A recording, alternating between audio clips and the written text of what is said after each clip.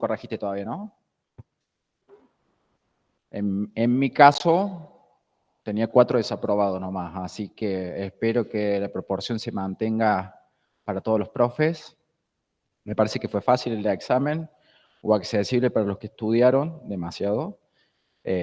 Así que bueno, lo que vamos a hacer ahora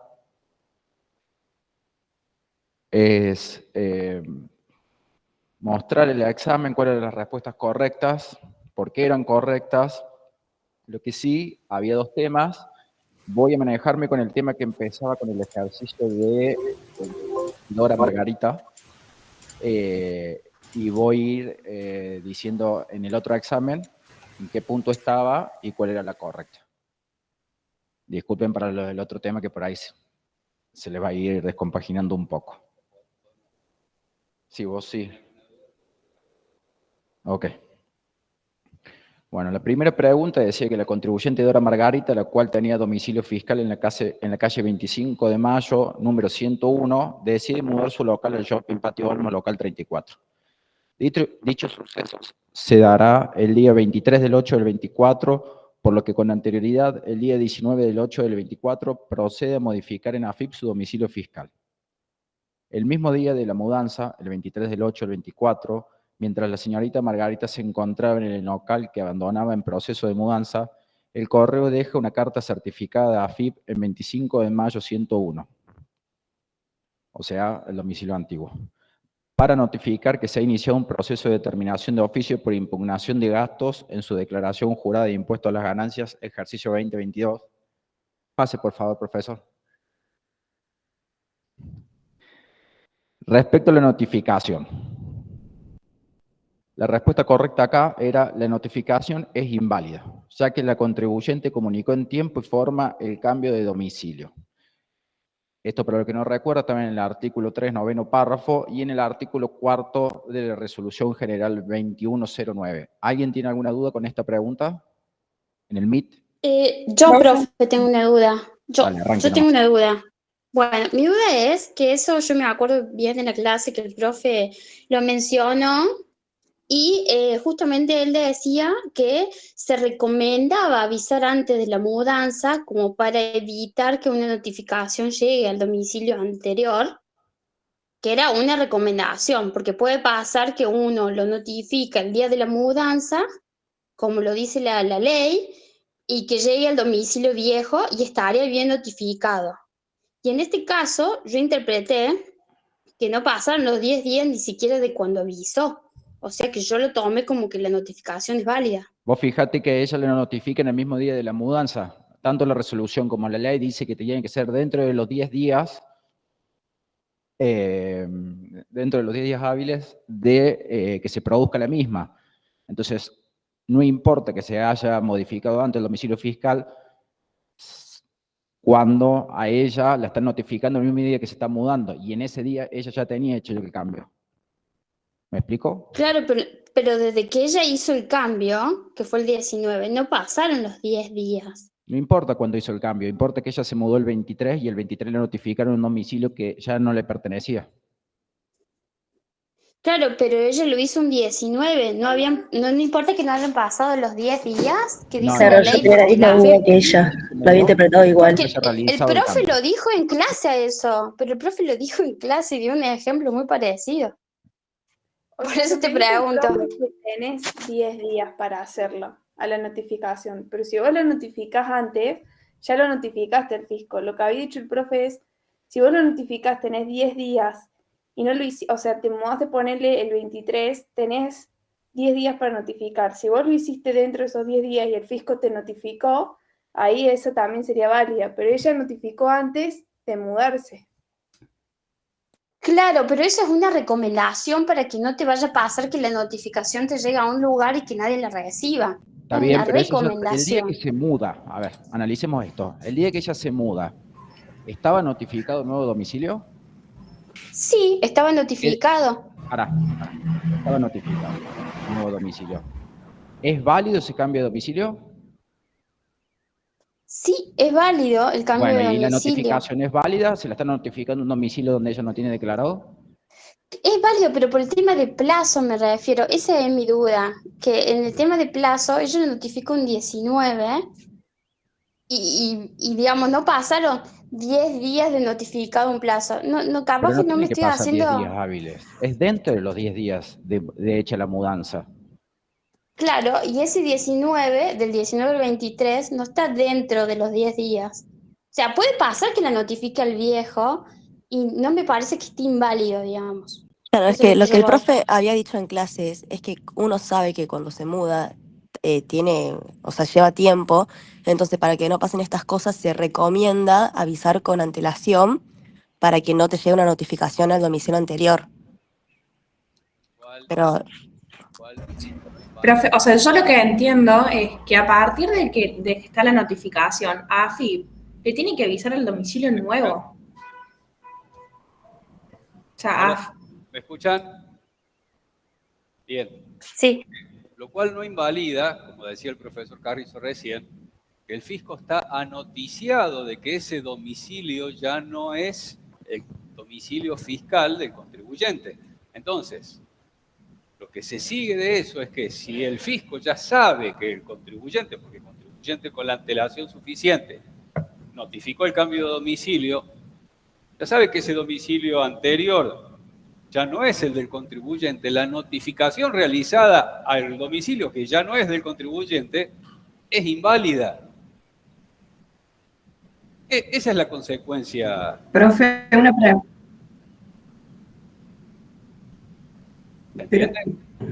Pero ella al recibirla, ¿no está subsanando el error del fisco? ¿Cómo? ¿Cómo? Ella al ¿A recibir qué la error de fisco te notificación, referís? ¿no está No hay subsanando el error, error la del fisco? notificación es válida si se realiza el domicilio fiscal. De no Y haber no está hecho ningún el domicilio domicilio fiscal. al ¿Por qué? Porque fue cambiado el domicilio fiscal. A ver, se lo voy a Sí, poner. a mí, Discúlpame. perdón. Un segundito que acá un compañero tenía algo para decir sobre lo que se dijo en clase.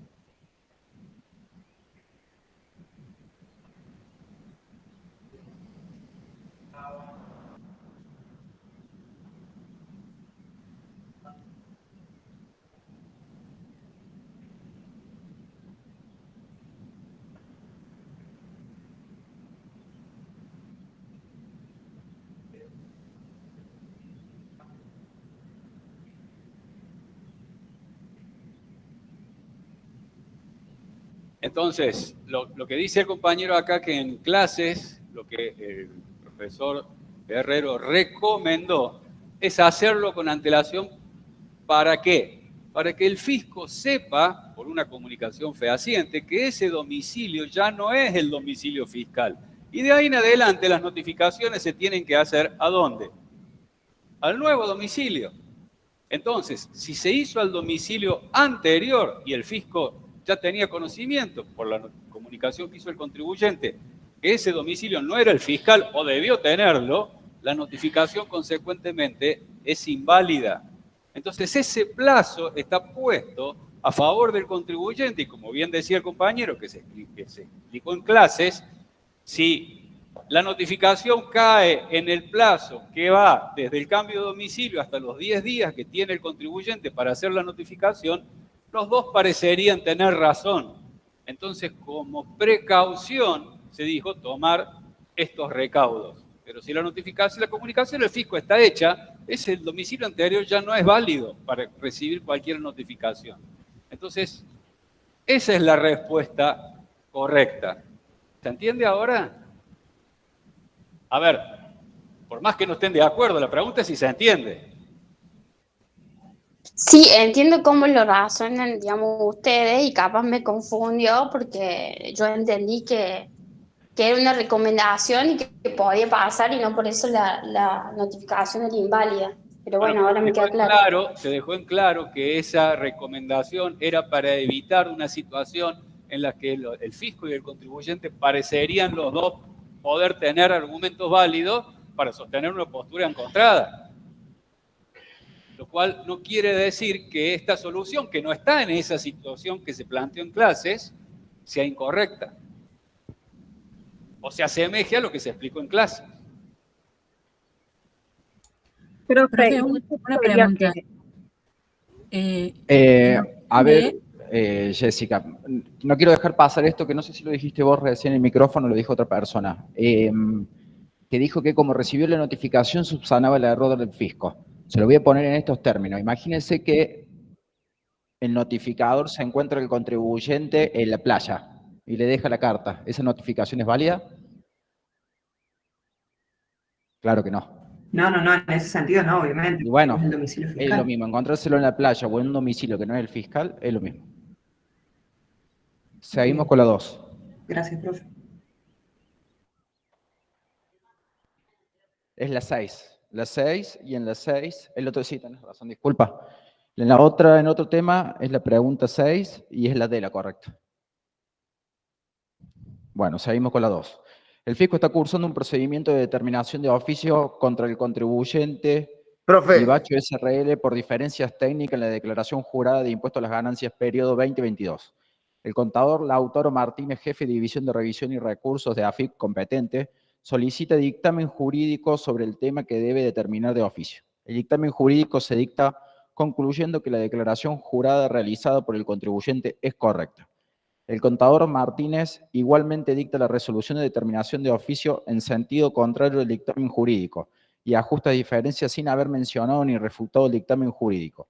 En virtud del estudiado, podemos afirmar que en esta es la 5 para el otro tema y la respuesta correcta para este tema que estoy dando es la C, en donde dice la determinación de oficio es nula debido a que el dictamen jurídico previo no solo es un requisito objetivo antes de resolución, sino que además debe tenerse presente al momento de dictar y fundamentar la resolución determinativa de oficio.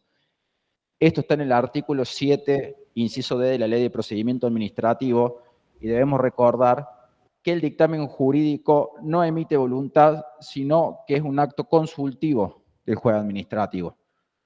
Profe, ¿Alguien ¿en tiene el alguna otro duda con esta? tema es la opción A? me parece que es la A, profe. En el otro tema. En el otro 5A, perdón, no, me confundí. 5A en el otro y 2C para el Gracias, tema profe. de Dora. El 7, inciso D, de la Ley de Procedimiento Administrativo. ¿Alguien tiene alguna duda de esto?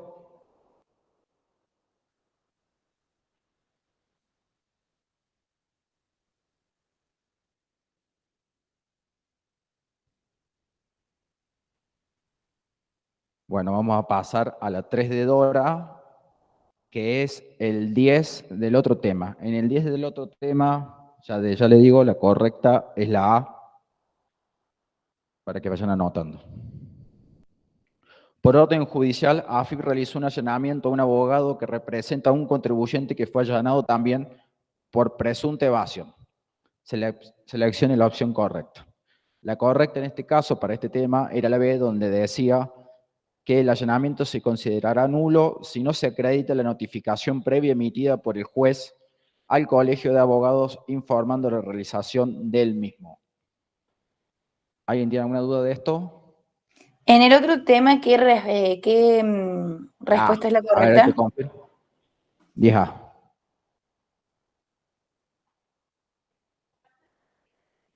¿Este el veedor? No. No, eso lo pueden encontrar en el artículo 33 de la ley 5805 de la provincia de Córdoba o en el artículo 7, inciso E de la ley 23.187 de Cava. Tienen la misma redacción y dicen lo del veedor en el segundo párrafo. Profe, ¿puede repetir? una pregunta, ¿por qué no sería la Aguanten los C? chicos del MIT que me están hablando acá, ahí los tomo.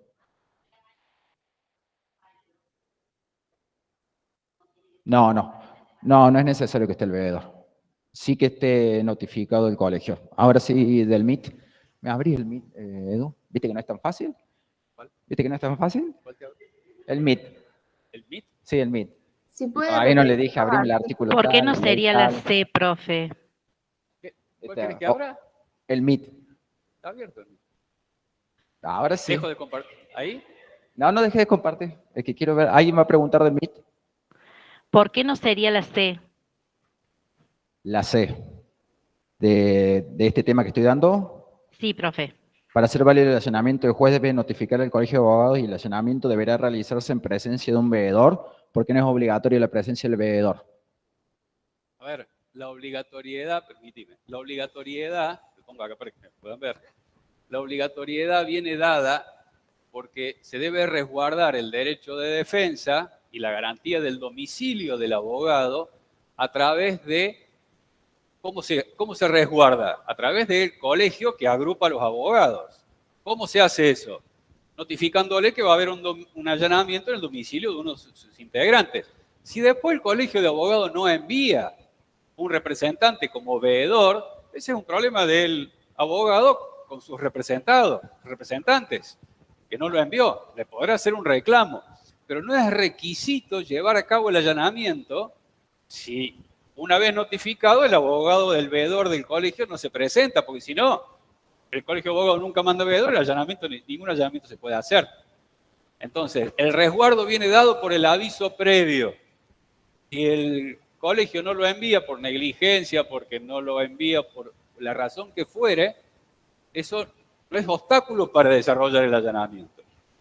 Por eso esa respuesta que preguntaba recién la compañera no es válida, porque ahí dice que debe realizarse con presencia del colegio, del veedor. Si no está el veedor, se puede realizar lo mismo. Muchas gracias, profe. Hablas muy despacio. Profe, ¿puede repetir los artículos donde estaba La esto? normativa lo pueden encontrar en la ley 5805 de la provincia de Córdoba, en el artículo 33. Esto está regulado en las leyes que, valga la redundancia, regula el ejercicio profesional de los abogados de cada jurisdicción. Y en la ley 23.187 de CABA, en el artículo 7, inciso E. Es la misma redacción. En el segundo párrafo dice que lo del veedor puede o no puede darse. Gracias, profe. Bueno, ahora voy con la 4, que es la 8 para el otro tema, y las respuestas cambian. En el tema de Dora tiene una respuesta correcta y en el otro tiene 2 respuestas correctas. Entonces les voy a decir. Con respecto al Instituto de la Realidad Económica, según lo establece el artículo 2 de la ley 11.683, seleccione la opción correcta. Esto lo vimos en la clase de consulta. El que no la puso correcta, no quiero saber quién es. La respuesta correcta para Dora era, puede ser aplicada tanto en contra como a favor de los contribuyentes. Y en el otro tema,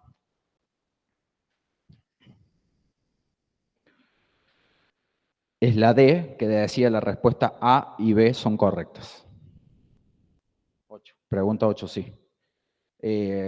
Cuando explicaron este tema, por las dudas si quieren repasarlo. ¿Qué opción, profe? Disculpe. La D, que dice la respuesta A y B son correctas, si mal no recuerdo. ¿Y qué responde esas dos opciones, profe? Responde. El fisco no lo puede utilizar válidamente como método interpretativo de las normas tributarias, y la B, puede ser aplicado tanto en contra como a favor de los contribuyentes. Recuerden que en la clase, a favor del contribuyente, se dio el fallo Empresa San Vicente, y en contra del contribuyente, Vilanova, Ica y Marimón. A favor era Marimón. Y Vilanova, Ica en contra. ¿Alguien tiene alguna duda de esto?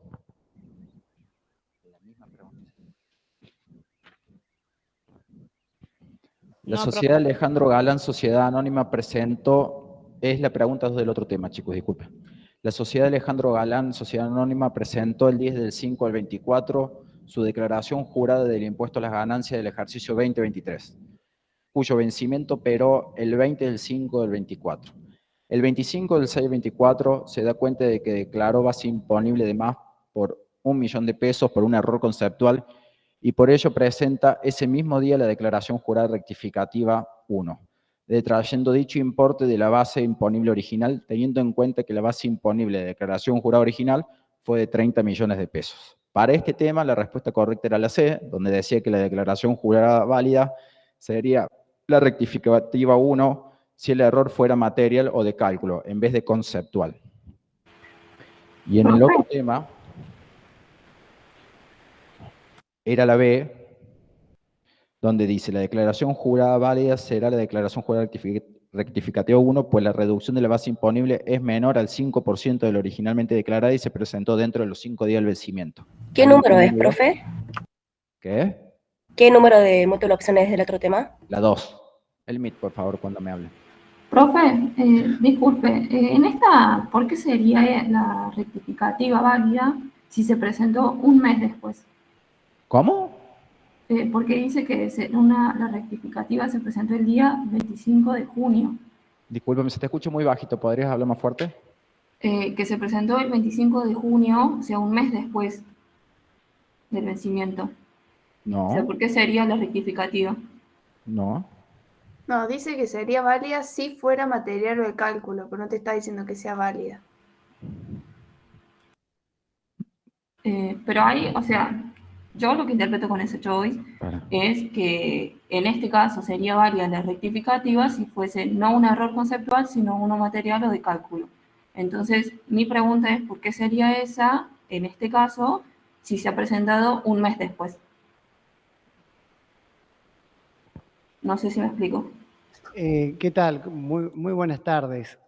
Las declaraciones juradas válidas son las originales, esa es la regla general.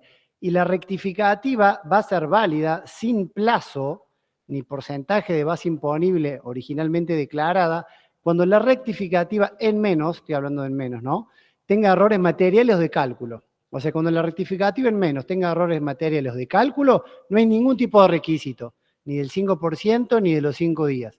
Ahora, cuando la rectificativa sea por una diferencia conceptual, para que sea válida la rectificativa sin objeción del fisco o sin que el fisco pueda intervenir válidamente, se tiene que cumplir sí esos dos requisitos, que la reducción en la base imponible originalmente declarada sea menor o igual al 5% y la rectificativa sea presentada entre los 5 días hábiles administrativos del vencimiento del original.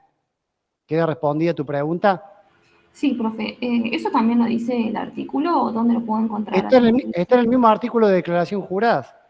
Bien, listo. El 13. Gracias. En la primera parte habla de que las declaraciones juradas no se podrá reducir excepto que sean errores de cálculo o material. Y el segundo párrafo habla de los requisitos. Pero, profe, en este caso dice 26. En una fila la rectificativa era el 25 de mayo y en la otra fila la rectificativa era el 25 de junio. Claro. Entonces, en la En la que 25. rectifica el 25 de mayo, hay la rectificativa que hace, que rectifica el 25 de mayo. No, en una rectifica el 25 de mayo.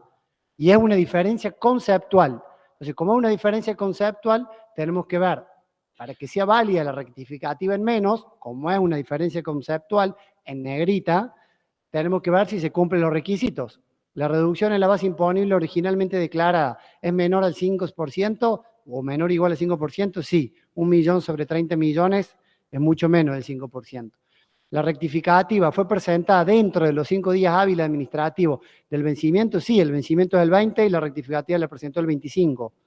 O sea que por más que sea una rectificativa en menos, como cumple con los dos requisitos, es válida la rectificativa en menos. Ahora, en la otra fila, la rectificativa era el 25 de junio, o sea, un mes más tarde. Entonces, como la rectificativa en menos es un mes más tarde, de los requisitos ya me olvido.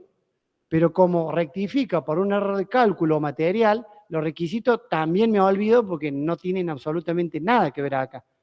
El artículo 13, el primer párrafo, te dice que podés reducir el impuesto si el error es material o de cálculo, no te pone requisito alguno. Conceptual. Perdón, profe, pero acá también fue conceptual. Profe, yo había entendido que no se podía hacer rectificativa en menos cuando era error conceptual. ¿Cómo que no? Si el artículo 13, primer Claro, párrafo, dice material que o de sí. cálculo, y el profe no había dado un ejemplo como no confundir cuando No, da error. el artículo 13 dice, la declaración jurada estará sujeta a verificación, etc. Hace responsable el declarante por el gravamen que en ella se basa o resulto, cuyo monto no podrá reducir por declaraciones posteriores, salvo en los casos de errores de cálculo o materiales cometidos en la declaración misma. Ahí te dice que no lo puede reducir, salvo errores de cálculo o materiales. O sea, ¿cuándo sí lo puede reducir? Conceptuales, por errores conceptuales.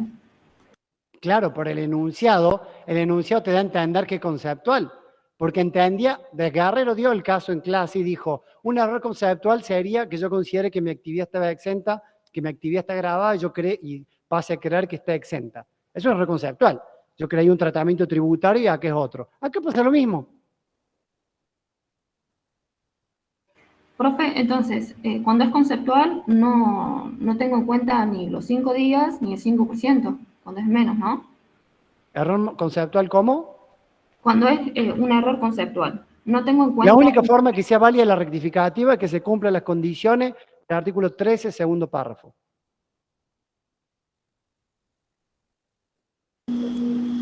Profe, bueno, y en ese caso no se cumplen porque presentó un mes más tarde. Lo que pasa es que no se te escucha bien, o soy yo el que no escucha bien. Que digo que en ese caso no se cumplen porque está presentando un mes más tarde, no está presentando dentro de los 5 días. El profesor Guzmán lo explicó clarito recién. La rectificativa en menos, por regla, es inválida, salvo que sea un error material o de cálculo. En ese caso, es válida. Y después se agrega en el segundo párrafo que si el error es conceptual y se cumplen ciertos requisitos 5 días y base imponible menor al 5%, también será válida. Entonces, tenemos 2 casos de rectificativas en menos. Errores materiales sin límites o de cálculo. Errores conceptuales, ciertos requisitos. 5% hasta 5 días. Son los únicos 2 casos en que la rectificativa en menos va a ser válida. ¿Ahora se entendió? Sí, profe, o sea, se entendió, pero no, lo que nosotros decimos es que en esa choice se presentó un mes después de la rectificativa. Y bueno, entonces no se cumplen los requisitos para que, si es un error conceptual, sea válida la rectificativa en menos. Profe, hay una Por de eso las sería válida la Permíteme. original. Alumna, por eso la respuesta correcta es que la válida sería la rectificativa 1 si el error fuera material o de cálculo en vez de conceptual. Claro, dice sería, no dice es. Te está diciendo que la rectificativa sería válida si en el enunciado, en vez de decir conceptual, dijera material o de cálculo. ¿Es correcto eso? Si el enunciado te dijera que el error es material o de cálculo, ¿la rectificativa sería válida? Profe, ¿por qué la A no sería correcta? Claro, profe, la A dice que si se hubiera presentado dentro de los 5 días sería válida. Y está bien también.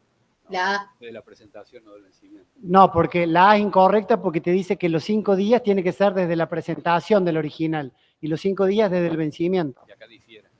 Y acá difieren. Vos, la que está diciendo la alumna es que la correcta podría ser la A.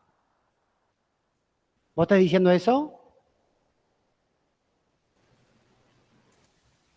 Fíjate que la A no es correcta porque dice que los 5 días desde el original y los 5 días desde el vencimiento. Eso es lo que invalida la A.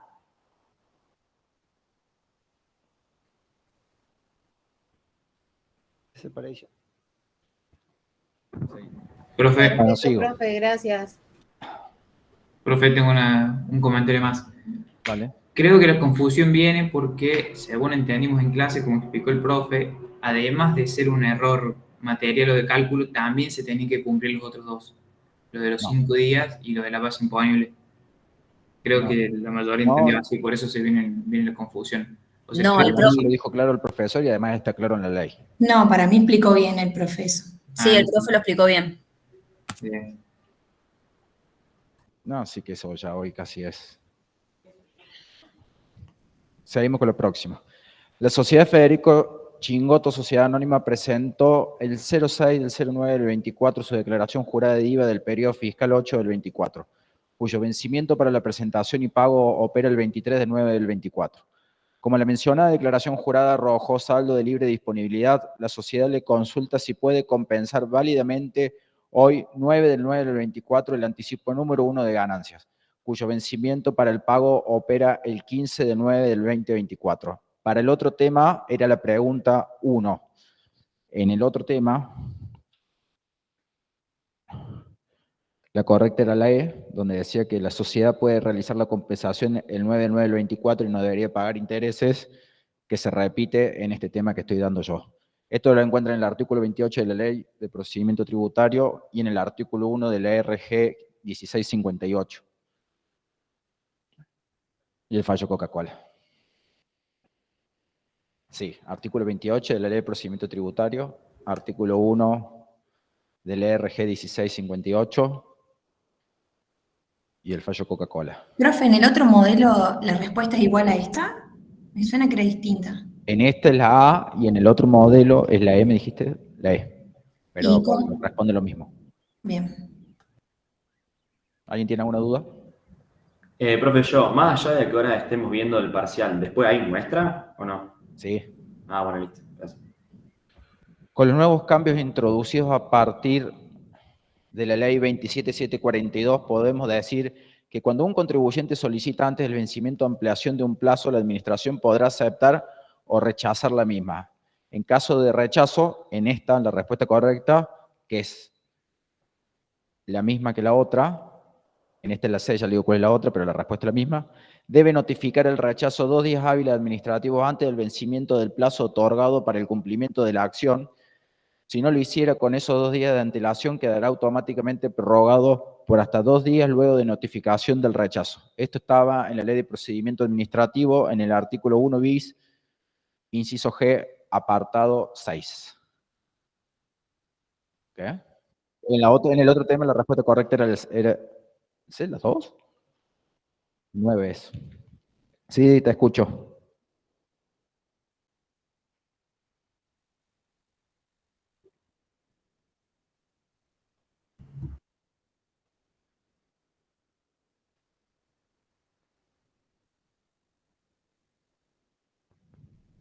Sí. Ni por lo menos. No entiendo cuál es Igual, profe, puede decir en el otro tema qué pregunta es y en el número de... 9C.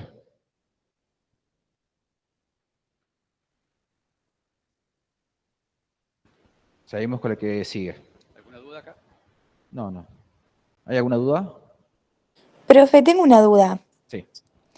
En la ley decía lo mismo, nada más que la última palabra, en lugar de decir rechazo, decía hasta que haya una respuesta, o sea que la rechace o que la acepte a la prórroga.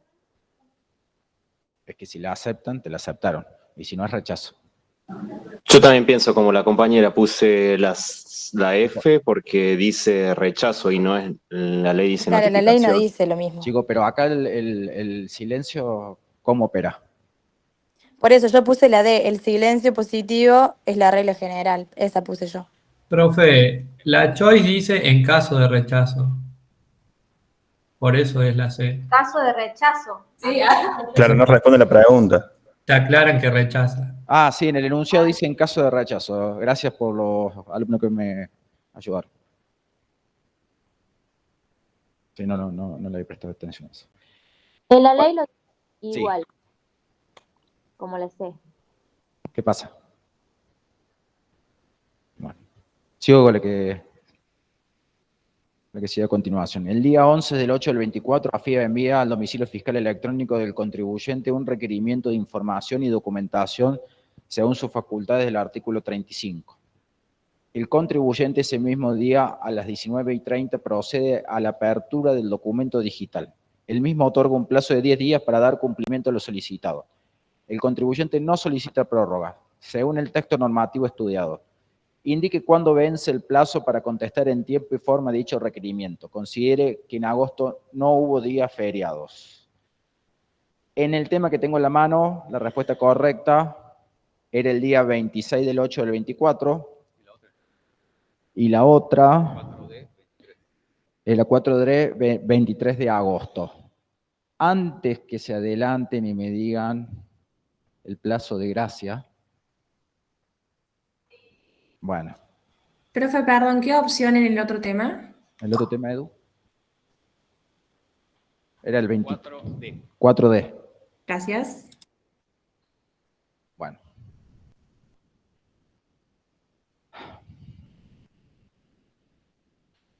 Dice, según el texto normativo estudiado, indique cuándo vence el plazo para contestar en tiempo y forma dicho requerimiento. En tiempo significa antes del vencimiento. El plazo de gracia no está dentro del vencimiento, está fuera del vencimiento. Si ustedes van y leen el 124 del Código Procesal, Civil y Comercial de la Nación, en el segundo párrafo, se van a dar cuenta que textual dice que el plazo de gracia operará una vez vencido las 2 primeras horas del día hábil siguiente. Entonces, en tiempo no es. No importa. No voy a entrar en eso porque si no, no vamos a ir por la respuesta. Agradezco. Profe, le hago una pregunta. Sí. En una de las clases el profe dijo que al domicilio fiscal electrónico no llegaban notificaciones días inhábiles y el día 11 del 8 es un domingo.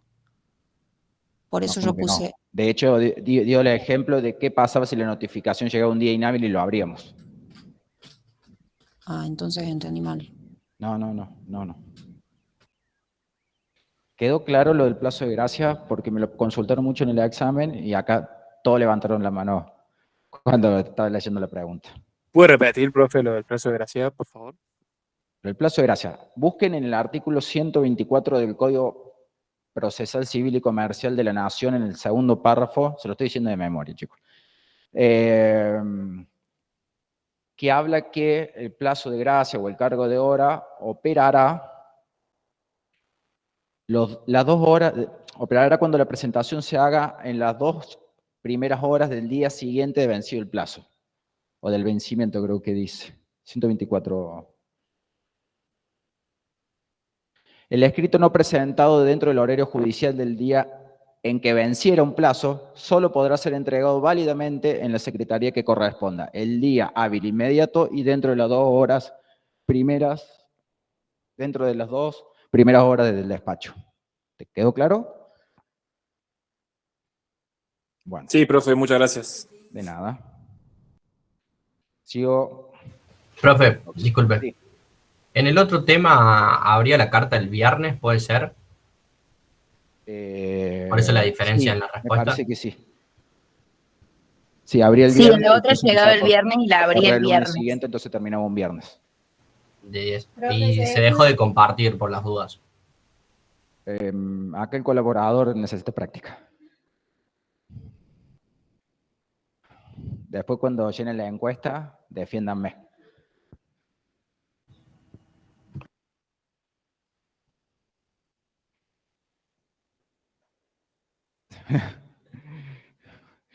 Bueno, seguimos con la que sigue. Bueno, qué redundancia. El 20 del 8 del 2024, AFIP publica en el Boletín Oficial la circular 10 del 24, por la cual se interpreta el alcance y limitación del término grupo familiar establecido en el régimen de regularización excepcional de obligaciones tributarias, aduaneras y de seguridad social, también conocido como blanqueo, que rige para el tope exento para blanquear de efectivo. ¿En qué caso? Sí. ¿No se está compartiendo el examen que está leyendo o no está en la misma página? Perdón. No, lo vamos a suspender por mal desempeño. Perdón. ¿Y ahora? Ahora sí, profe. Ahí está. A todo esto nunca los veo los chicos del MIT. Ah, pero ahí sí se ve. Ya, mirarme. ¿Ahí las ven bien? Sí, profe, vemos bien. Bien. Bueno, dice. ¿En qué? No, que los quiero ver, así de... En caso que un contribuyente decida discutir la circular. La respuesta correcta en esta era la C, que dice exactamente lo mismo que en la otra pregunta, que era la 7, y dice: debe apelar la circular ante el Ministerio de Economía en el plazo de 15 días hábiles administrativos. Esto genera la suspensión de su entrada en vigencia hasta el día siguiente a aquel en el que se publique la aprobación o modificación de dicho ministerio. Esto, cuando lo explicaron, dijeron que estaba en la disposición 199 del año 22, en el anexo 1, punto A, apartado 5, que hace referencia a que estas circulares tienen el mismo carácter que lo normado en el artículo 8 del decreto 618 del 97. Bien. Profe. Sí. Disculpe. ¿No era que entraban en vigencia ese mismo día? ¿Qué cosa? Digamos, la circular. Acá la pregunta te dice, en caso que un contribuyente decida discutir, y la respuesta una correcta circular. dice, claro, Bien. claro que no entra en vigencia. Debe apelar la circular ante el Ministerio de Economía en el plazo de 15 días y esto genera la suspensión de su entrada en vigencia. Profe, en el otro tema era ¿qué número era? ¿La 7D? Artículo 8, ¿no es? Del 618. El otro tema era 7D. 7D. Y acá no entra en vigencia porque es una circular interpretativa. Y recuerden los efectos que tiene la apelación contra una circular interpretativa. Es decir, suspensivo no entra en vigencia. Bueno, última. Profe, gracias. Última. Profe, Sí. Dígame. Perdón, ¿puede repetir qué opción era en la qué pregunta era y qué opción era en la fila 2? ¿Y vos cómo sabés cuál es la fila 1 y cuál es la fila 2? Bueno, o en el otro examen. Porque La tengo... 7D. Ya voy a pedir Gracias. que para el próximo examen le pongan tema 1 y tema 2, porque si no el profe se vuelve loco. El contribuyente AA, Sociedad Anónima, inscripto en el impuesto a las ganancias desde el año 2000, con cierre de ejercicio fiscal el 31/12 de cada año, el día 15/2/24 presenta un plan de facilidades de pago por el saldo de impuesto a las ganancias del ejercicio fiscal 2023.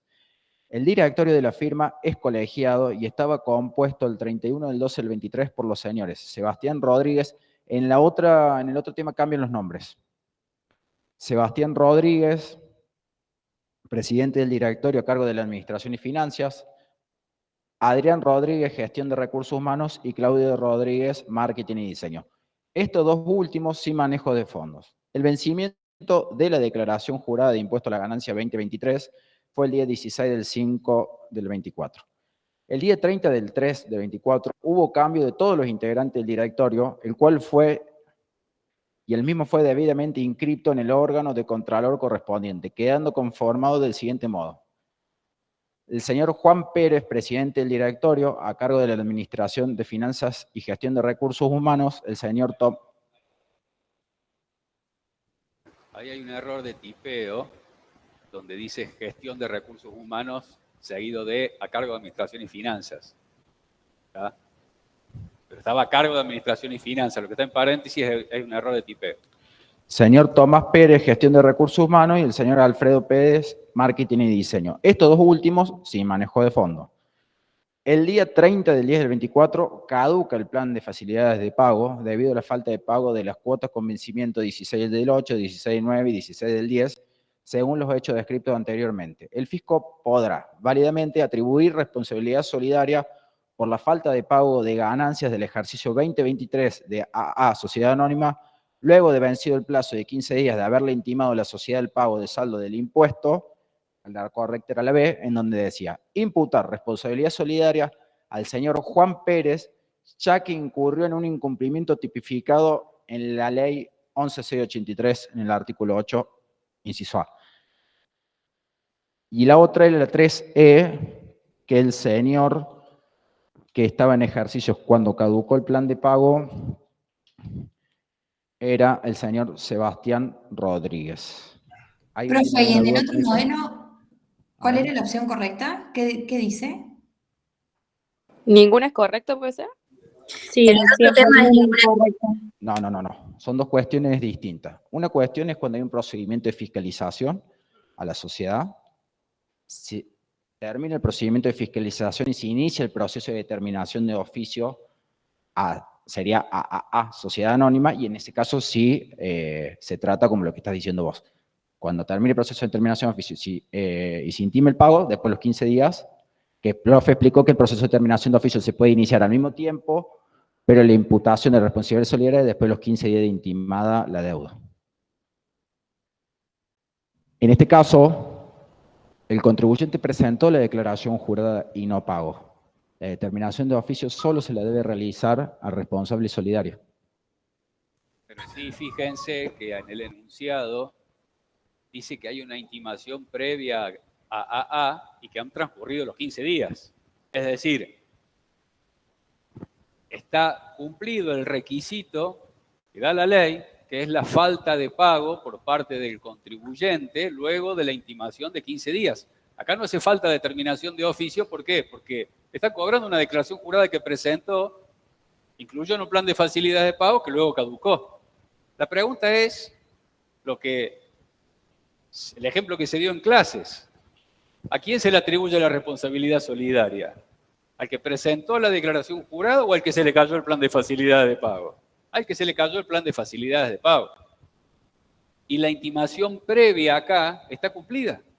Y el plazo de 15 días también ha transcurrido. Entonces se dan los requisitos para reclamarle la responsabilidad solidaria por una declaración jurada presentada y no pagada, que también es un ejemplo que vimos en clase con una determinación de responsabilidad solidaria por una declaración jurada no pagada por el principal, por el contribuyente. Profe, ¿puede mostrar el otro examen, la respuesta? Ahí ¿Del tema de Dora o el otro? Ahí.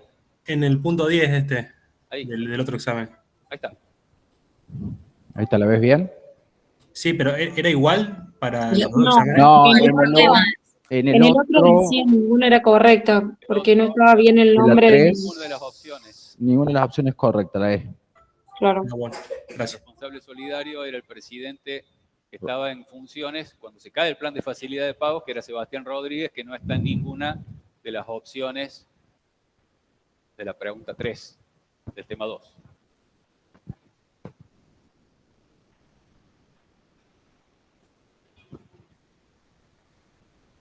Profe, se aprobaban con 5 correctas, ¿verdad? Sí, se aprueba con 5 correctas.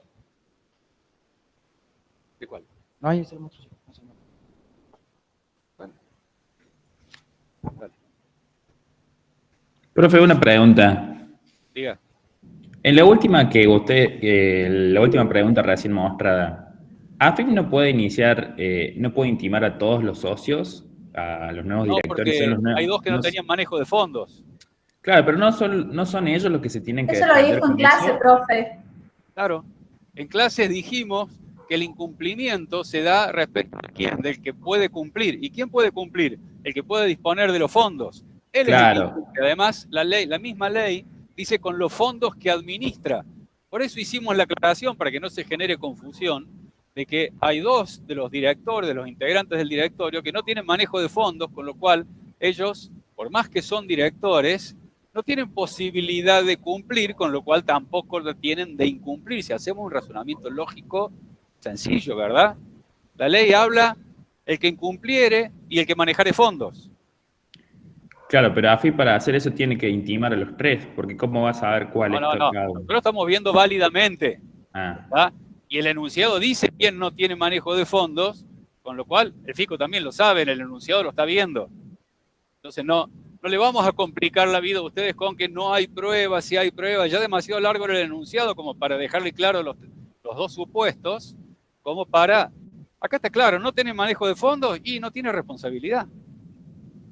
De acuerdo a lo que dice la ley. Bien, gracias. ¿Estamos? Bien.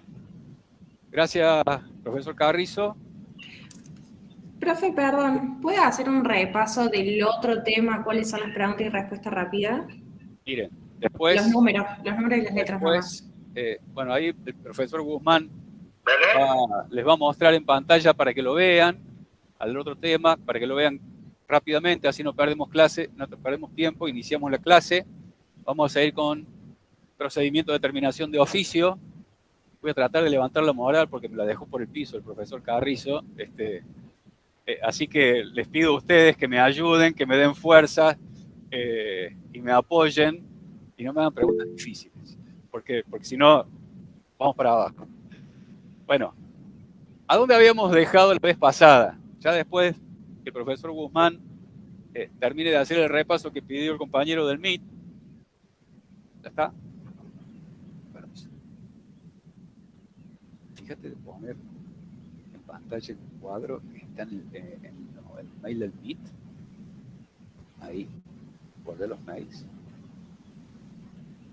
No, está adentro del correo, volver a los mails. Acá.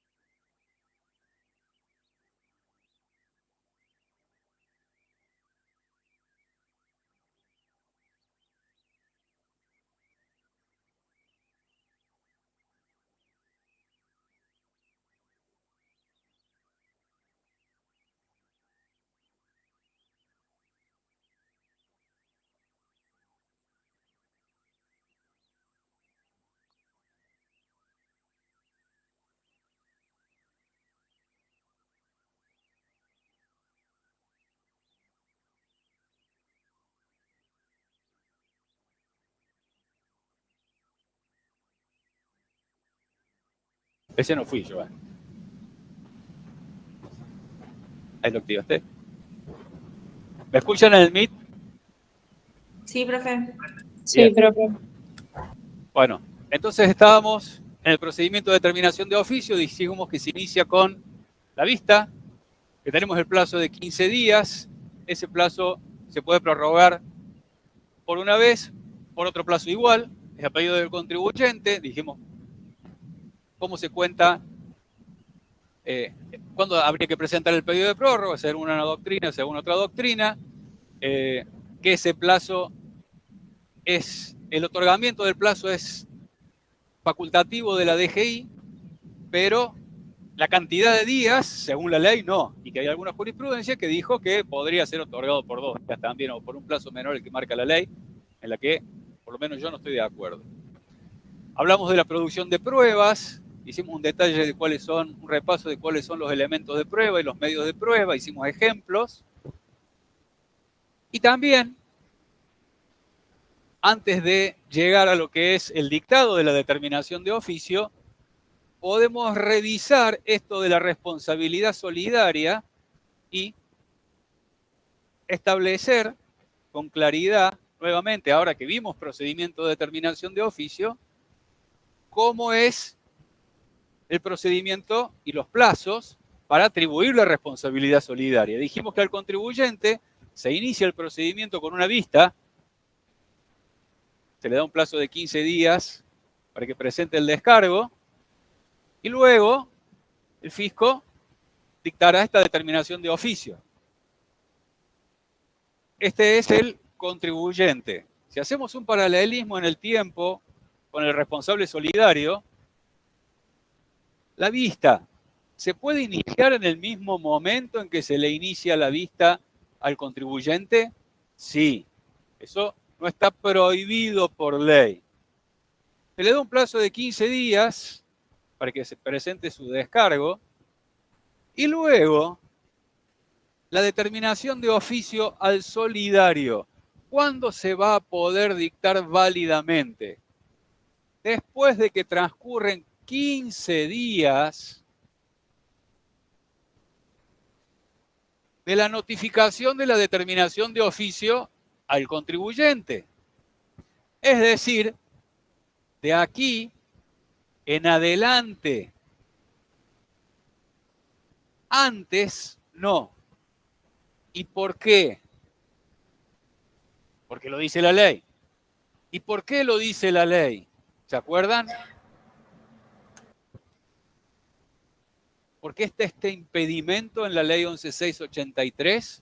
Para garantizar el derecho de, ¿cómo era? De, A ver, no sería el caso porque el derecho de defensa está garantizado de solidario.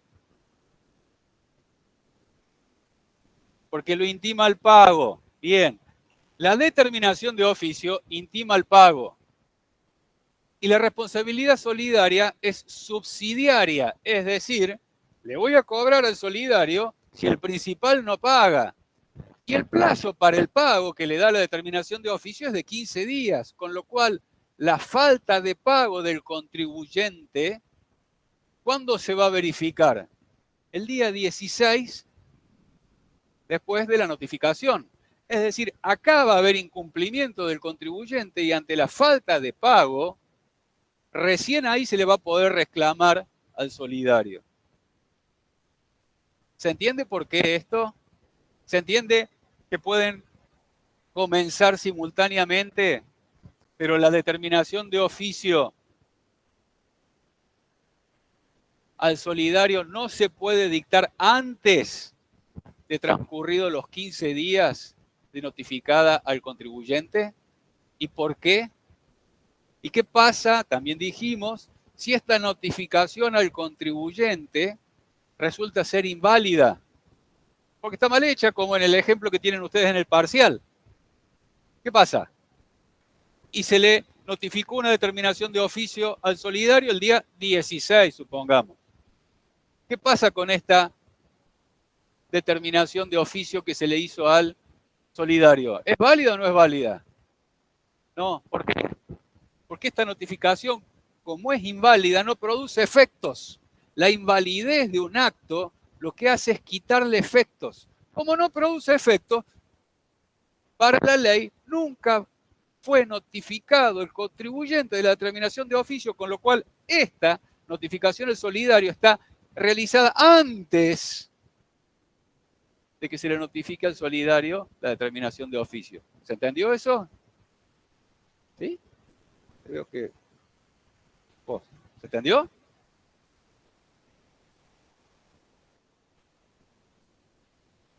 Lo pueden hacer. Lo pueden hacer. No ¿Cómo sucede esto en la práctica? Normalmente en AFIP. En AFIP, en la práctica, el fisco le dicta le notifica la vista al contribuyente y normalmente al solidario no le notifica, salvo que el fisco sepa y ya tenga elementos ciertos para saber que este no tiene un mango. Está seco, está crocante. Entonces sabe que a este no le va a cobrar o no le va a poder cobrar. Entonces, ¿qué hace? Para ya directamente avanzar contra quien va a ser el que va a responder solidariamente sobre esta deuda que no va a poder cobrar, directamente le inicia la responsabilidad solidaria a este, el procedimiento para atribuirle la responsabilidad solidaria. En la provincia de Córdoba, esta subsidiariedad no está presente. Entonces, se suelen iniciar conjuntamente y se les suele dictar conjuntamente. Eso lo van a ver en la provincia de Córdoba. No está este requisito que tiene que transcurrir los 15 días para después notificarle al solidario. Entonces, cuando lo vean en la provincia de Córdoba, por ahí les llama la atención, bueno, fíjense que la ley no lo prevé, entonces no es causal de invalidez. Sí, alguien levantó una mano acá. Vos.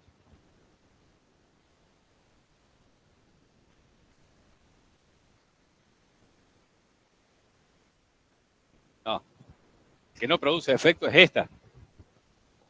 Dijimos que si la notificación de la determinación de oficio al contribuyente es nula, es inválida, como en el ejemplo que tenían ustedes del cambio de domicilio, en el parcial, esta notificación al solidario, que puede ser válida, puede estar bien hecha, la notificación está bien hecha, pero la determinación de oficio está mal dictada. ¿Por qué? Porque esta notificación de la determinación de oficio es inválida. Entonces nunca se le notificó la determinación de oficio al contribuyente, con lo cual esta determinación de oficio al solidario está hecha antes de que se dicte la determinación de oficio al principal. ¿Se entendió eso, verdad? Por eso es importante la notificación también. Por eso es importante esto.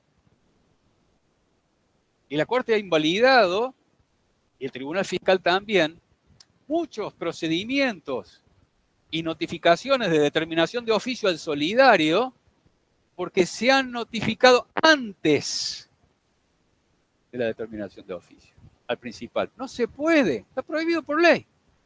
Entonces nula. Sí.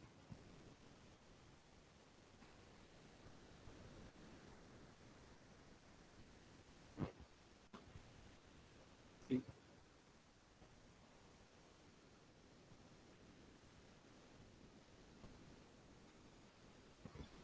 Es que en la provincia de Córdoba la ley dice otra cosa. ¿Está? Exactamente, la ley dice otra cosa, establece otro requisito, no establece este requisito de que recién se le va a poder dictar la determinación de oficio una vez verificado la falta de pago. Obviamente para tributos provinciales, acá estamos hablando de ley nacional, tributos nacionales. ¿Está? ¿Se entendió? ¿Qué defensas va a poder invocar el solidario acá? ¿Qué argumentos va a poder invocar para defenderse? Los propios que tenga para decir yo no soy responsable solidario porque no me encuentro en los presupuestos que marca la ley, era director suplente, era un director sin manejo de fondos, no me es atribuible subjetivamente y además también va a poder invocar las defensas sobre la improcedencia de la determinación de oficio. Es decir, que la determinación de oficio es incorrecta por su contenido Es decir, la misma defensa que tenía el contribuyente. ¿Está? ¿Y por qué eso? ¿Por qué le permitimos al solidario también las mismas defensas del contribuyente?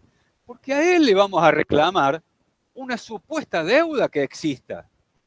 Entonces, obviamente que le tenemos que garantizar el derecho de defensa para cuestionar la existencia de la deuda. Supongamos en el caso que dijimos recién, que el contribuyente, seco, crocante de seco, no tiene un mango para defenderse. Entonces, ¿qué hace? No contesta la vista, dicta la determinación de oficio, pasa el plazo de 15 días, no la impugna, queda firme. Y el fisco sale a cobrarla. Tenemos una determinación de oficio firme. Pero viene el responsable solidario, esto viene 3 años después, el responsable solidario ya se desvinculó, supongamos, de la empresa. No es más presidente del directorio y le viene a decir, mire, señor, durante su mandato quedó una deuda acá.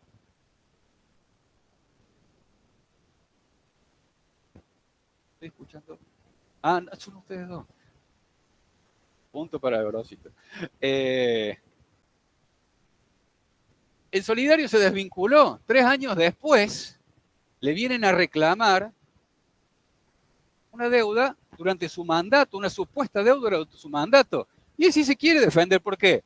Porque tiene patrimonio con el que responder. Entonces se defiende bien. El contribuyente ni se defendió.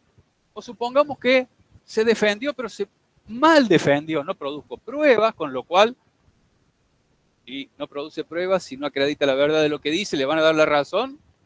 Y no, si es esencial eso que está tratando de probar, no le van a dar la razón. Entonces supongamos que apeló y el tribunal fiscal dijo, usted no tiene razón porque no probó nada de lo que dijo. Pero detrás viene y a lo mejor este procedimiento no se inició simultáneamente, se inició 1 o 2 años después. Ya tenemos un fallo del tribunal fiscal firme. ¿Se puede defender? Aún con un fallo del tribunal donde se discutió la deuda y el tribunal fiscal dijo, usted no tiene ninguna razón. ¿Se puede defender sobre la procedencia del reclamo, del contenido del reclamo del fisco? Obviamente que sí. ¿Por qué? Por lo que dijimos recién. Porque este procedimiento que se llevó adelante, él no participó. Él va a participar en este. Entonces, los resultados de este procedimiento no se le pueden atribuir a él. Porque él no se pudo defender en este. Él se está defendiendo en este otro. Entonces podemos tener sentencias que digan el contribuyente tiene que pagar, y una sentencia que diga, confirmando la determinación de oficio, y otra sentencia que diga el responsable solidario no tiene que pagar. ¿Por qué? Porque la determinación de oficio está mal. Y eso pasó en el caso Bim Bam Boom, que también lo dimos como ejemplo en clases. En ese caso, había pasado esto. Teníamos una sentencia de cámara que al contribuyente le había dicho usted, se confirma la determinación de oficio del fisco. Y cuando llega el solidario, se defiende y dice, no, tiene razón. Y yo, pero tengo una sentencia de cámara que está firme, dijo, a revocar la sentencia de cámara. Esa sentencia de cámara no es válida. ¿Por qué? Porque acá en este procedimiento se probó lo que se tenía que probar y no procede la deuda. No hay deuda que reclamar. Entonces recuerden, el solidario acá puede invocar las dos defensas. Que él no es solidario y que la deuda no existe, no procede. ¿Estamos? Profe, Ahora, perdón, para ubicarme en el gráfico que hizo usted en el pizarrón, ¿a dónde estaría la vista? la vista Sí, está acá. justo ahora no lo veo izquierda, porque se el movió la inicio. cámara, pero... Acá, desde el comienzo de la línea de tiempo. Bien, hay 15 días y después hay 15 días más, ¿puede ser? Justo ahora no, se me movió la 15 cámara, días, pero no veo. prorrogable por un plazo igual. Claro, usted dibujó en la prórroga eso también. Prorrogable por un plazo igual. Ah, bien, listo, gracias. ¿Está? Y después del donde dice DO, en la línea del contribuyente, ¿esos 15 días que siguen son los 15 días que tiene el responsable solidario para defenderse? Acá, Sí, no. estos 15 días son 15 días para que el contribuyente se defienda. Ahí, si podemos poner el cuadro en pantalla, vamos a ver. Son 15 días para que el contribuyente se defienda. ¿Puede Sí. defenderse o no? Bien. Después de la DO del El contribuyente puede contribuyente, presentar el descargo y ofrecer prueba. el fisco puede admitirlo o no, que fue una de las preguntas que tenían ustedes. ¿Por qué podría admitirlo o no? ¿Qué pasa si la admite, si no la admite? Y esa prueba se tiene que llevar adelante en un plazo de 30 días, prorrogable por otro igual. Ahí hay que correr. El que tiene la carga de impulsar la prueba, de decir, de que la prueba se produzca, es el que lo ofreció. Entonces tiene ese plazo, 30 días prorrogable por otro igual. Al vencimiento del plazo de prueba, si es que se ofreció prueba y se la admitió y se llevó adelante la prueba, cuando termine el plazo de prueba, lo que correspondería serían los alegatos, que según el artículo 35 del decreto reglamentario, en el procedimiento tributario no proceden los alegatos. ¿Qué son los alegatos? Es exponer los argumentos de por qué la prueba que se produjo me da la razón. Y mire, señor, usted dice una cosa, yo digo otra cosa, probamos esto, entonces ahora hay una conclusión escrita que dice, mire, todo lo que probamos me da la razón a mí.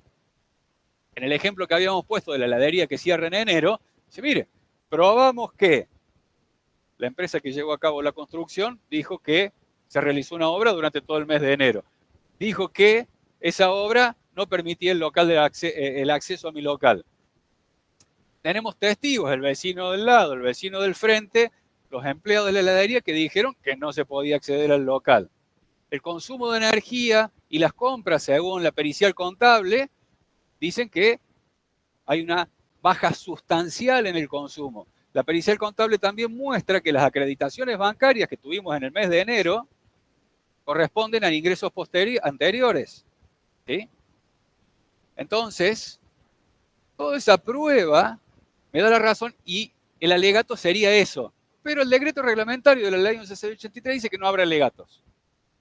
¿Yo podría presentar los alegatos? Y yo le presento lo mismo, que el fisco después me diga no proceden los alegatos, pero yo ya lo dije, y está en el expediente. El fisco podría decir esto, se lo rechazo porque no procede. Bueno, está dentro de las facultades porque el decreto reglamentario no lo permite. Si yo voy como un colaborador, recuerden cómo actúa el administrado. Como un colaborador, si yo soy un colaborador, ¿por qué no me dejarían a mí hacer un resumen de por qué la prueba me da la razón? No afecta en nada, no hay ningún perjuicio para el fisco que yo haga esa presentación. Entonces yo por la duda la presento. Y después, el acuerdo conclusivo dijimos que no lo vamos a ver. Hace diciembre del 2017 se incorporó a la ley, todavía no se reglamentó, no lo vamos a ver, no vamos a perder tiempo con eso.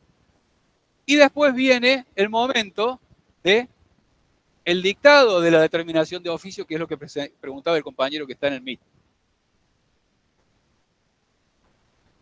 Profe, disculpe, ¿qué es lo que no vamos a ver? ¿Cómo? El acuerdo conclusivo, esto que está aquí en pantalla, después de los alegatos, esto que confluyen todas las flechas, Sí, gracias. que dice acuerdo conclusivo, eso no lo vamos a ver. Está en la ley, no lo vamos a ver. Porque no está reglamentado, no está operativo. Entonces no tiene sentido. Ese. Entonces, de ahí el fisco está en condiciones de dictar, en condiciones de resolver el procedimiento, vamos a decir. ¿Por qué?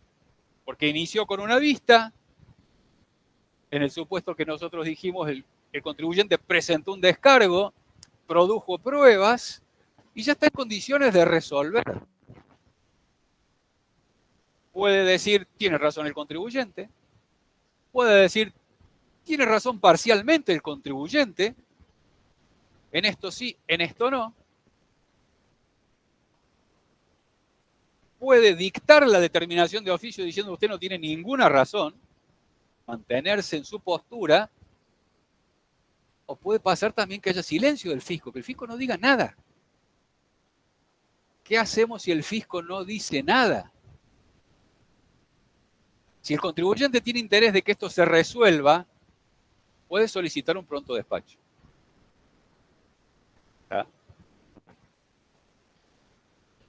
Transcurrir 90 días desde que el fisco esté en condiciones de resolver.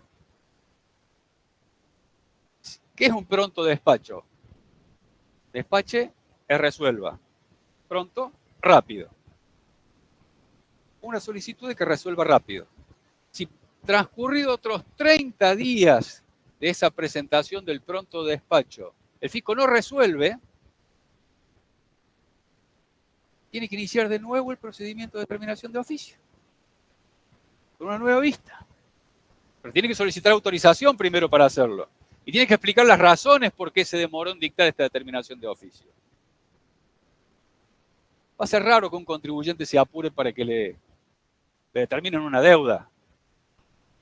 ¿Sí? Va a ser raro que el contribuyente diga, che, rápido, algún ansioso crónico que diga, quiero la determinación de oficio. ¿Para qué quiere que le determinen una deuda? Para después resolver, para resolver la situación, bueno, sería una de las situaciones, pero mientras tanto el tiempo corre y los plazos de prescripción, que es algo que van a ver pronto con el contador Guerrero, corren a favor del contribuyente. Entonces, no veo muchas razones, pero está previsto en la ley que el contribuyente puede instar esto para que, y hay una sanción, tiene que iniciarse nuevamente el procedimiento, tiene que informarse a la autoridad, el fisco tiene que informar a la autoridad por qué pasó lo que pasó. Edu, sí.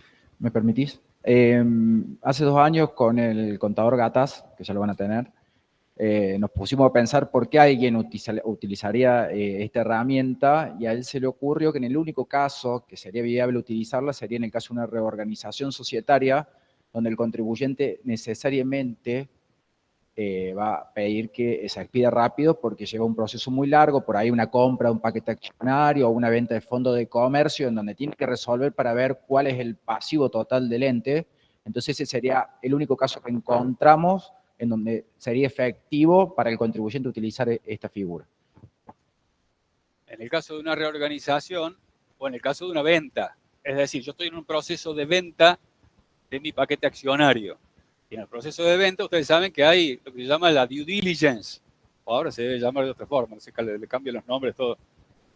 Sigue llamando due diligence. ¿Qué es?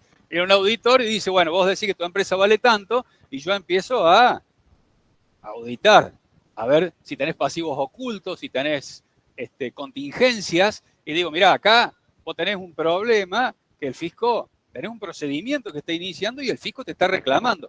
Bueno, si yo soy el vendedor y tengo buenas razones para pensar que el fisco me va a dar la razón, ¿qué hago? Apuro ese procedimiento a la espera de un resultado favorable para que si el fisco me da la razón, yo elimino esa contingencia y mi empresa vale más y mi precio de venta es mayor en función de lo que me están objetando. O en un proceso de reorganización también puede pasar lo mismo. Decir, che, mire, yo necesito determinar cuáles son los activos y los pasivos de cada una de las empresas que se va a reorganizar para después hacer las compensaciones entre los accionistas y quiero ver cuál va a ser la postura definitiva del fisco. Después lo resolveremos ante el Tribunal Fiscal si la determinación de oficio el fisco la dicta reclamándome el impuesto. Pero para resolver esta incertidumbre en un proceso de venta o de reorganización sería algún caso en el cual el contribuyente podría activar este procedimiento. Lo que normalmente se hace es meter eso en una contingencia, esas contingencias forman parte de un fondo que se retiene del precio, se pone en un fideicomiso en garantía y transcurrido cierto tiempo ese fideicomiso se va desafectando en la medida que estas contingencias no se van produciendo. Pero sería el único caso, sí, que se nos ocurrió a nosotros por lo menos.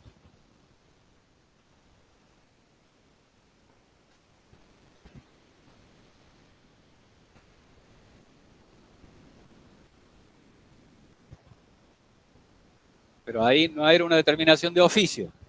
En el monotributo, en la exclusión, vos primero tenés la exclusión del monotributo, porque el fisco consideró que existe alguna causal en la cual no le permite permanecer o lo excluyó en algún momento, y después, si la exclusión parte desde un momento anterior, es decir, la causal de exclusión se produjo en un momento anterior al que el fisco lo detecta y lo determina, por ese periodo ventana, entre el momento en que se produjo el hecho que lo excluye y el que el fisco dicta la resolución excluyéndolo, el contribuyente pasaría a ser responsable inscrito en ganancias, con lo cual, por los ingresos de ese periodo, le podría reclamar al contribuyente el IVA y el impuesto a las ganancias.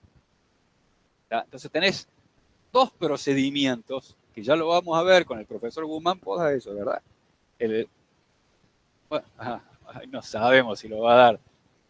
Que lo dé, por favor. Que está bueno el procedimiento recursivo en materia de exclusión de monotributo. Para cuestionar, primero la exclusión, y después si el fisco mantiene la exclusión y viene a reclamar los impuestos por ese periodo de ventana, ahí va a tener que dictar una determinación de oficio diciendo, usted debe estos impuestos. Eso va a ser un procedimiento de determinación de oficio. Sí. Igual en el procedimiento de exclusión del monotributo fue una inspección. Si fue una inspección, uno puede recurrir la exclusión y pedir el efecto suspensivo del acto. Entonces, no, se lo aclaro para todos para la práctica. Yo tuve el caso, a mi viejo lo excluyeron y estuvo 6 meses excluido, pero con efecto suspensivo, entonces no lo pasaron a IVA. Y lo ganaste. Lo ganaste.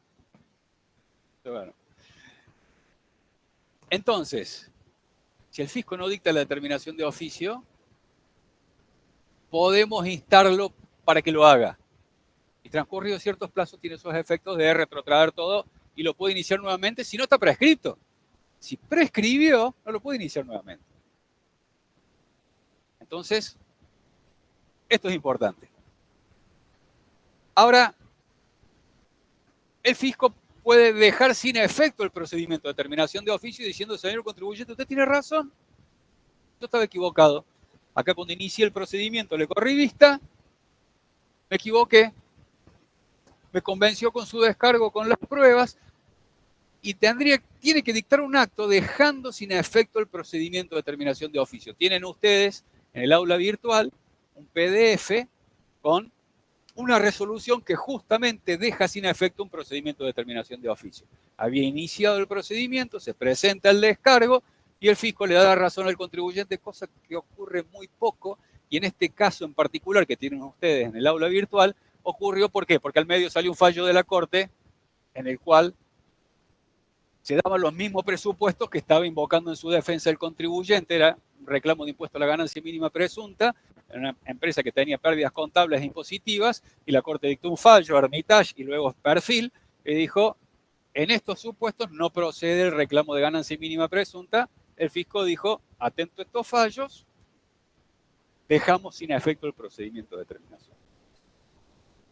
O puede dictar la resolución determinando de oficio el impuesto, diciendo que la declaración jurada presentando por el contribuyente es incorrecta o correspondía liquidar un impuesto y el contribuyente no lo hizo, no presentando una declaración jurada. Entonces el fisco sustituye al contribuyente en su deber de autodeclaración y determina quién es, primero, el sujeto, quién es el responsable del pago de tributo, quién es el contribuyente primero. Contribuyente, ¿de qué impuesto? ¿Qué ejercicios fiscales?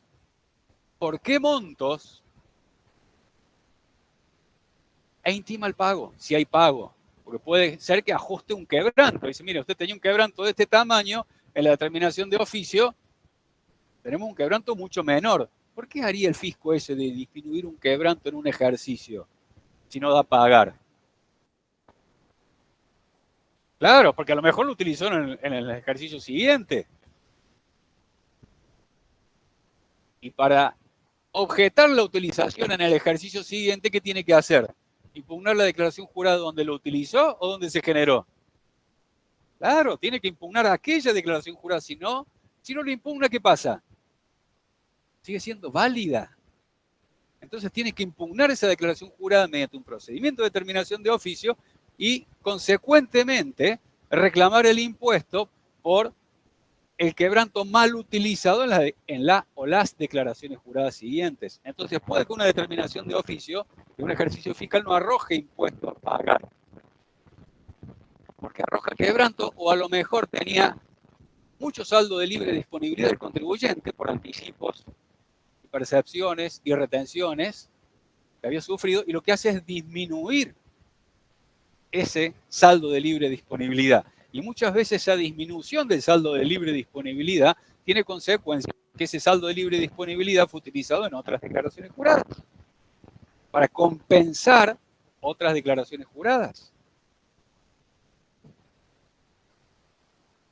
En ese caso, el fisco, cuando dicta la determinación de oficio, tiene que también reclamar las consecuencias del dictado de su determinación de oficio. Mire, con esta determinación de oficio, el saldo de libre disponibilidad que usted tenía, ahora es 0, supongamos, porque le arroja saldo a pagar. Y este saldo de libre disponibilidad usted lo utilizó para...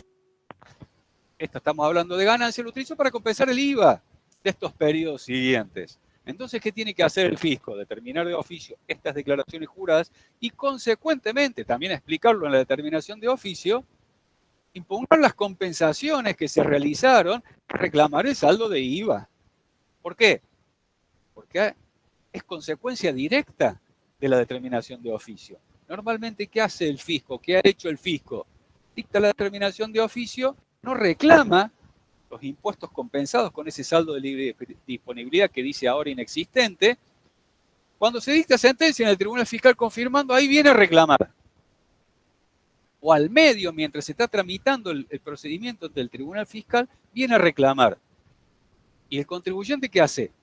Esas intimaciones, porque son meras intimaciones, dice, mire señor, usted compensó, yo dicté una determinación de oficio, estas intimaciones no proceden. Y esas intimaciones las hace por una nota y la firma el jefe de agencia. Es simple intimación del supuesto, del artículo 14. ¿El contribuyente qué hace? Las apela al Tribunal Fiscal.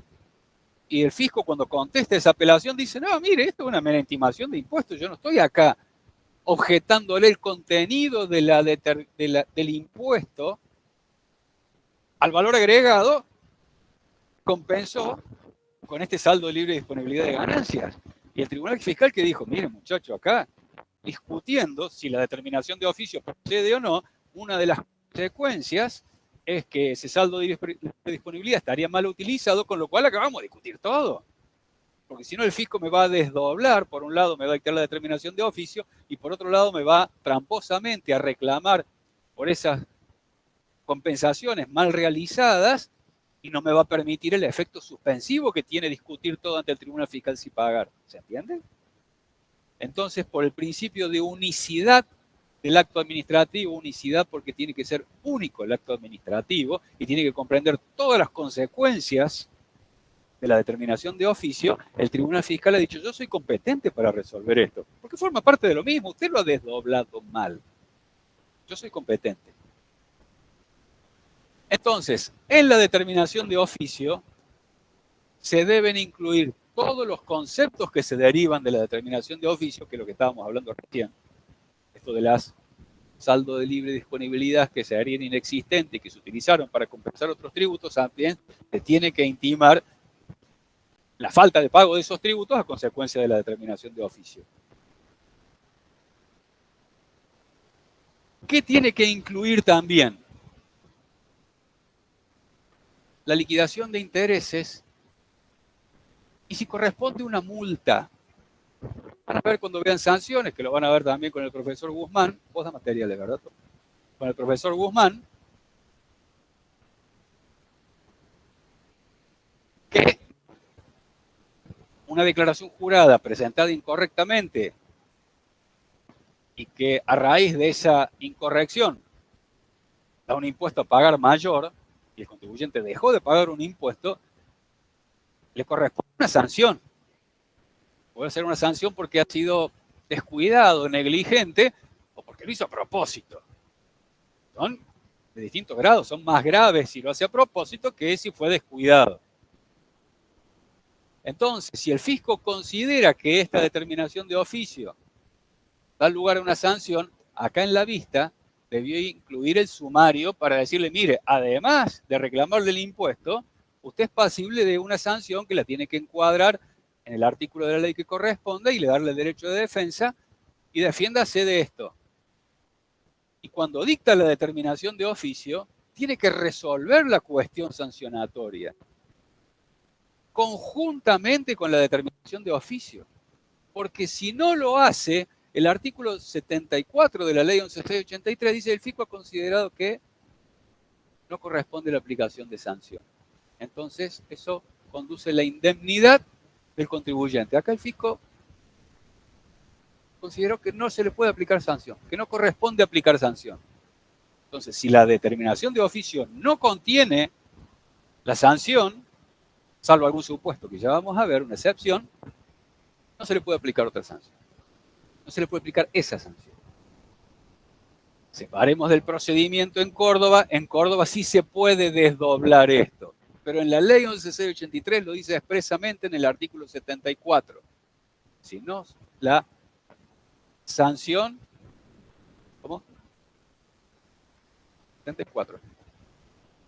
74 de la 11.683. Si la sanción no es aplicada conjuntamente con la determinación de oficio, se considera la indemnidad del contribuyente. ¿Cuál es el otro supuesto en el cual no corresponde? ¿Cuál es el supuesto en el cual no corresponde aplicar conjuntamente?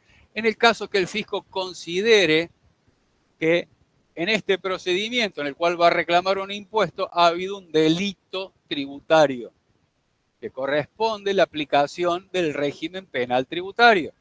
Entonces, en ese caso la ley le dice, mire, fisco, no aplique la sanción conjuntamente con la determinación de oficio, porque si usted va a hacer la denuncia penal ante un juez diciendo, mire, señor juez, yo de este procedimiento estimo que hay un delito tributario que tiene montos mínimos a partir de cuál se configura ese delito. 1,5 millones por impuesto por año, vamos a resumirlo. Si se da esos presupuestos y hay dolo, hay un ardido, un engaño, el fisco tiene que esperar a que resuelve el juez penal en una sentencia que quede firme para después ver si aplica la sanción. Entonces, excepción a que la determinación de oficio deba contener la multa, denuncia penal. Si el fisco considera que hay un delito tributario y por eso va a hacer la denuncia penal, lo tiene que dejar expresamente dicho acá en el procedimiento.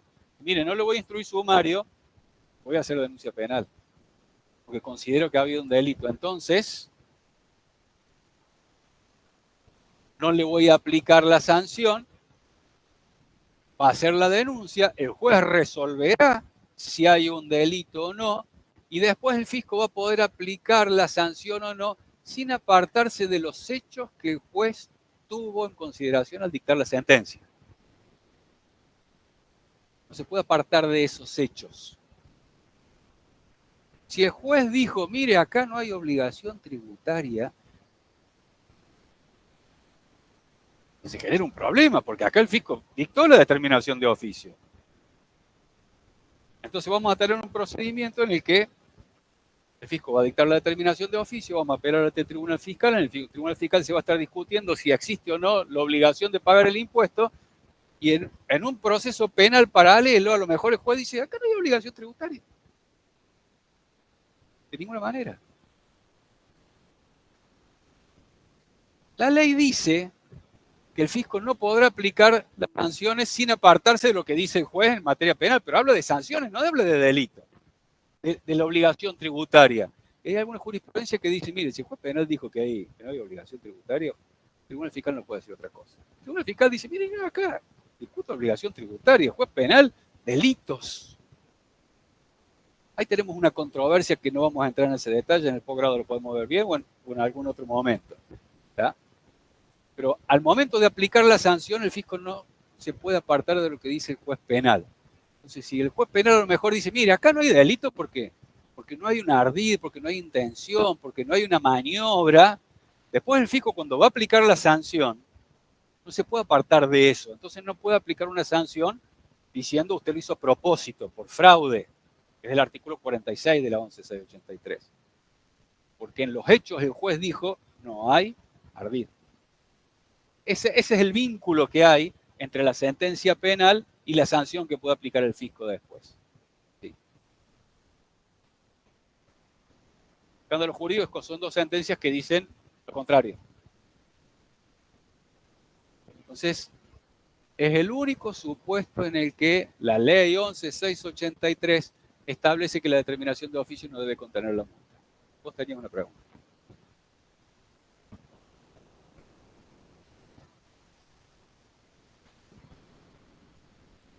Primero hay un monto mínimo. Es 1,5 millones, hoy está muy bajo, siempre fueron $100.000. Hay un proyecto para llevarlo a 93 millones, 94 millones.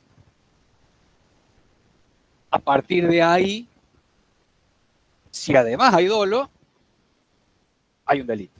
Vamos a decirlo sencillamente. Después vamos a ver el régimen penal tributario así rápidamente, pero tiene que darse por impuesto y por año, por ejercicio anual.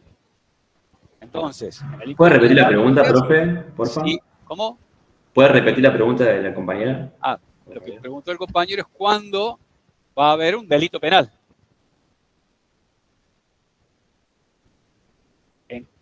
¿En qué casos habría dolo para que haya delito penal? Bien, primero, antes de analizar el dolo, vamos a analizar que la ley penal tributaria dice, miren, no vamos a perseguir a todas las personas que anden fraguando sus declaraciones juradas por 50 pesos, 100 pesos, 100. Bueno, ¿cuál es el límite? Históricamente eran $100.000, hoy es 1,5 millones de pesos. Está desactualizado el monto. ¿Cómo se computa eso? Por impuesto y por ejercicio anual. ¿Tá? Y el dolo implica, ya lo va a explicar bien el profesor Guzmán, no le quiero spoilear la clase, pero implica que fue hecho a propósito. No fue un descuido, no me equivoqué, no fue una interpretación media descuidada, rápida. No, esto fue a propósito, quise hacer esto. Quise no pagar el impuesto y sabía lo que estaba haciendo, lo hice a propósito. No fue, y me equivoqué, no analicé bien la norma, o no presté debido cuidado. Un error. Un error. Los errores se pagan también con sanciones. Hay sanciones por cometer errores y no ser debidamente cuidadoso en su liquidación y pago de impuestos. Si lo hice a propósito, yo sabía lo que estaba haciendo y me quería quedar con la plata del fisco, ahí hay dolo. Lo voy a explicar bien el profesor Guzmán porque en materia sancionatoria también tenemos esta división. Particularmente en materia sancionatoria de la 11.683 tenemos esta división.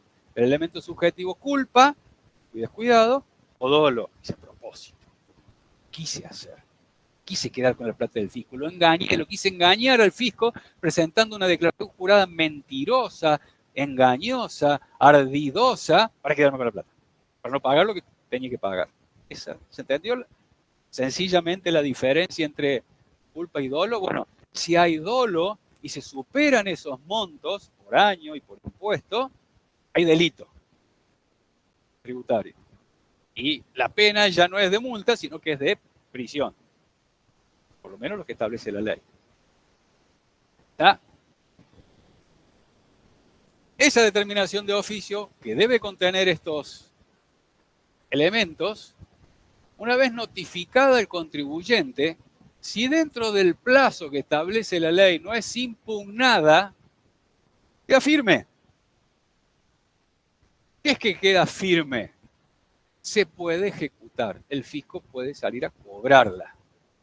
Puede decir, mire, yo dicto una determinación de oficio, transcurrió el plazo, no está impugnada por el contribuyente, no está objetada, con lo cual esto lo puedo salir a cobrar.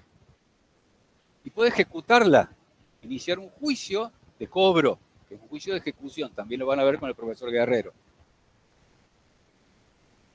Entonces, esta determinación de oficio, para que no se cobre, hay que impugnarla. Y los plazos para interponer recursos, recuerden que no son prorrogables. Se pueden prorrogar, son perentorios, son 15 días. ¿Cómo podemos suspender ese plazo? Para interponer recursos no son prorrogables. Te mando un fallo de la Corte. Te mando un fallo de la Corte que no procede. ¿Cómo puedo suspender este plazo para interponer un recurso? ¿Cómo? ¿Y qué más? Tiene que contener ese pedido de vista. Fijación de plazo. Ahí sí puedo suspender este plazo.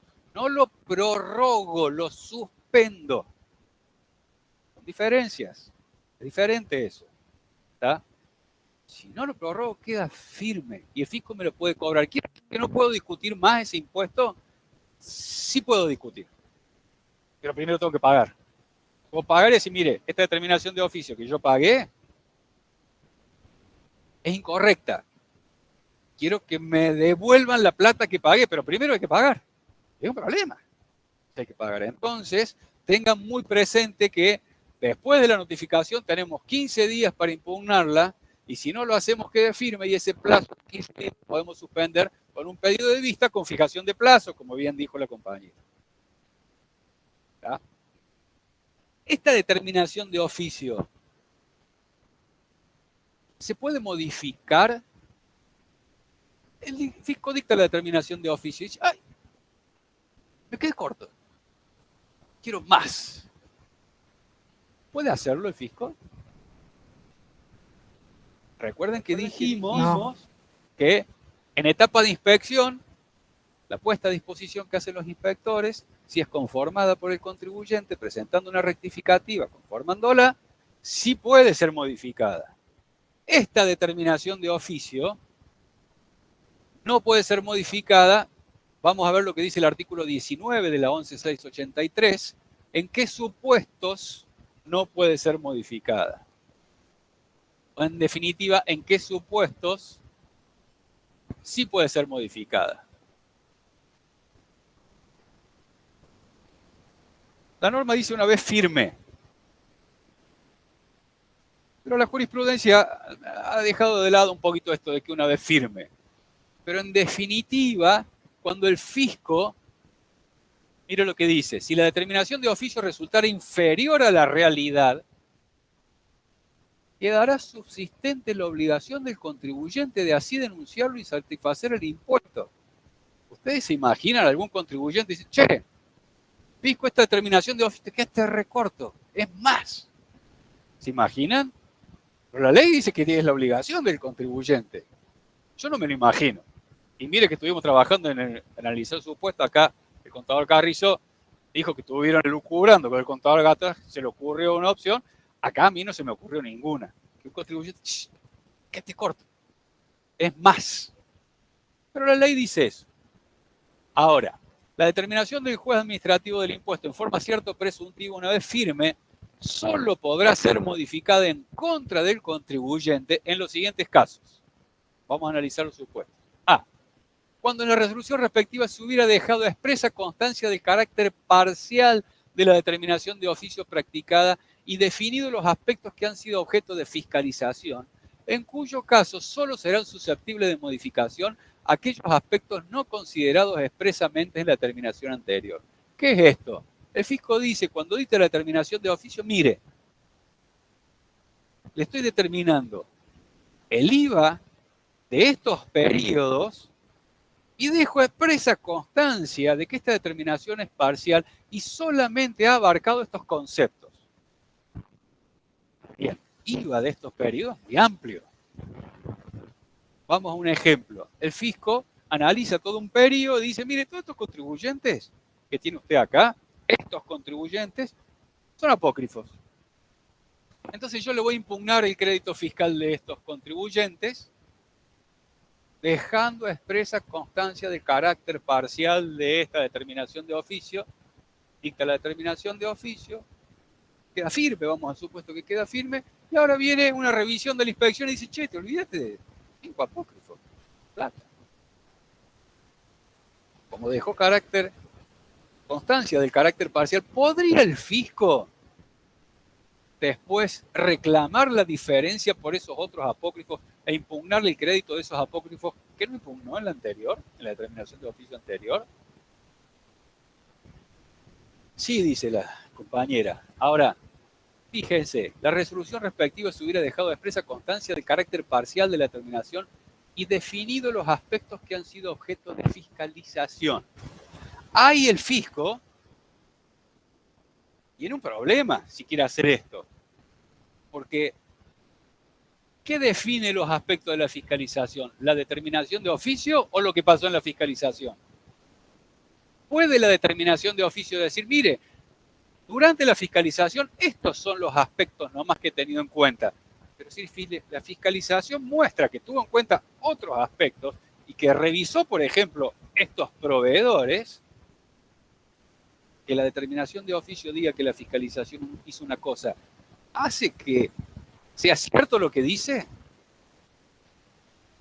Si la realidad de la fiscalización fue otra, por más que la determinación de oficio diga, mire, acá hemos fiscalizado solamente a estos apócrifos, pero si vamos al legajo de inspección y en el legajo de inspección me piden las facturas de compras de todos los proveedores, incluidos los apócrifos que vienen a reclamar después en una nueva determinación de oficio, a eso lo fiscalizó.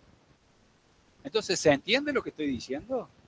Que si la determinación de oficio dice, mire, yo fiscalicé solamente los apócrifos que estoy objetando, pero luego vamos a ver los antecedentes. ¿Y cómo los vemos esos antecedentes? ¿A dónde van a estar? En el expediente de fiscalización. Dimos vista del expediente, y en el expediente de fiscalización ve que pidieron copia del libro completo del libro IVA compras, que ponga a disposición todos los comprobantes. A disposición todos los comprobantes, verificaron los otros. Entonces, por más que diga eso, hay que remitirse a lo que realmente sucedió en la fiscalización. Entonces, no porque esto lo diga, va a ser cierto. Va a ser cierto si los antecedentes de fiscalización confirman que eso ha sido cierto. Entonces, este latiguillo que usa el fisco en todas las determinaciones de oficio que yo he visto está. Deja constancia que es carácter parcial y solamente se han tenido en cuenta estos aspectos. Después hay que corroborarlo en la realidad con los antecedentes de fiscalización, a ver si eso ha sido cierto o no. ¿Hay algún presidente del Tribunal Fiscal que en este ejemplo que yo le di de facturas apócrifas dijo, sí se puede? Mire, si usted me pidió el libro de compra, me pidió todos los comprobantes, y revisó, usted revisó todos los comprobantes, que ahora lo pusieron en la base APOC más adelante, usted me impugnó crédito fiscal de proveedores considerados apócrifos. Quiere decir, si fiscalizó todo mi crédito fiscal y a los otros proveedores no los consideró apócrifos, lo verificó y lo fiscalizó. Entonces no podría válidamente ahora usted venir a decir, ahora en una nueva determinación de oficio posterior, te voy a impugnar otros proveedores que no te impugnen la primera. Para mí, no. El Tribunal Fiscal dijo que sí. ¿Se entiende esto del carácter parcial? Sí.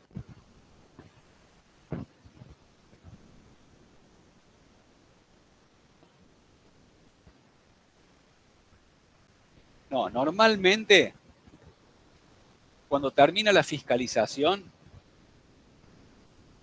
y los inspectores elevan el expediente a determinación de oficio, es decir, acá inició el procedimiento de determinación de oficio, llega una comunicación en la cual se da por finalizada la fiscalización. El inspector dice, yo ya no fiscalizo más, esto va a determinación de oficio, y llega una comunicación diciendo, finalizó la inspección.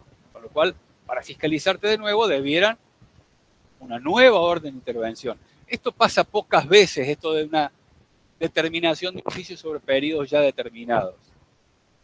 Pero puede pasar, y ha pasado. Pero pasa pocas veces. Sí. Sí.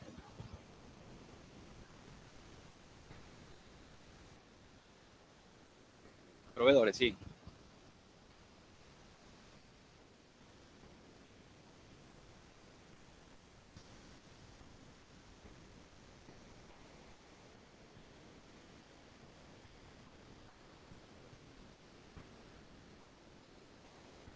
Sí. Sí.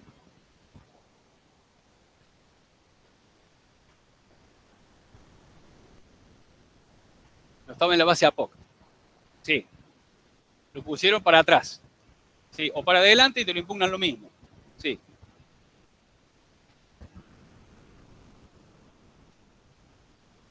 Y es que, a ver, ¿era o no apócrifo la operación? ¿Era o no apócrifa en el momento que se presentó la declaración jurada y que el momento que se emitió la factura? En ese momento era o no apócrifa. ¿Sí? No cuando el fisco lo incluyó 2 años después o 3 años después. En ese momento hay que analizar si era apócrifa la operación, que es falsa. El apócrifo es falso. O el proveedor o la operación. ¿Está? Bueno, tenemos otros supuestos. Está en el B, cuando surjan nuevos elementos de juicio, se compruebe la existencia. Uy, se me fue. ¿Cómo?